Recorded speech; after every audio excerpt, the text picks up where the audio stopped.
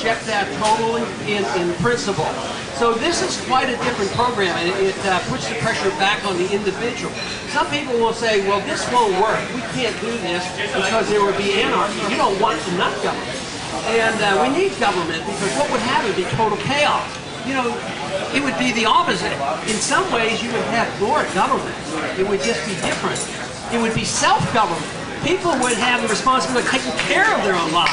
It's self-government that we want.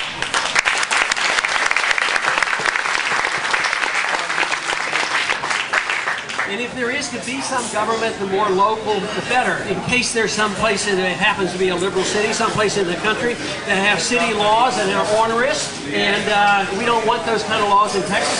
We don't have to follow them under this system that I'm talking about. But if you happen to live in a liberal city and the city becomes onerous, it's up to you to change those city laws and not let even the cities or the states take away your liberties. And hopefully all cities would act in that manner.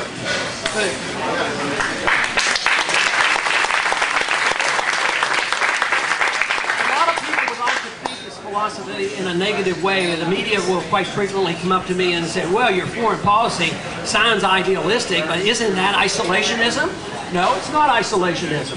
I certainly would bring all our troops home immediately.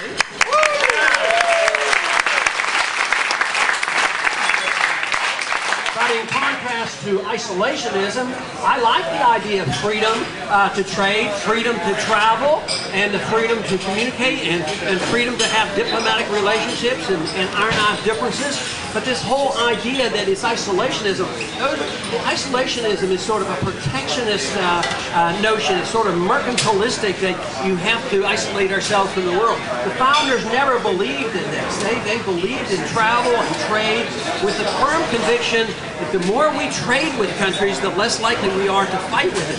Think of the magnificent relationship, or at least magnificently improved relationship with Vietnam. Think of the 20 years plus of France and the United States trying to tell the Vietnamese how to settle their civil war. How many millions of people died, plus 60,000 of our men died, and now what do? Now we trade with them, we talk to them, their president comes here, and much of what has been achieved in peace could not be achieved with war. And there is no reason not to have the confidence that a foreign policy of non-intervention is very, very productive, and it's very, very much cheaper than fighting wars. So there's no reason to fret about what might come out of the Middle East. There certainly could be problems when we're going to leave, because we know we will have to leave someday. And the sooner we leave, the better. The one thing that we have to realize is that empires always end. And to be in denial and say, what are you talking about? There's no American empire.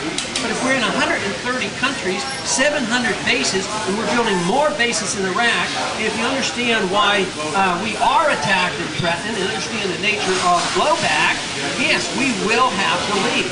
But most empires end disastrously because the countries go bankrupt. And we literally can't finance our welfare state, and we cannot finance our war without, ironically, borrowing from China. So this is not a viable system.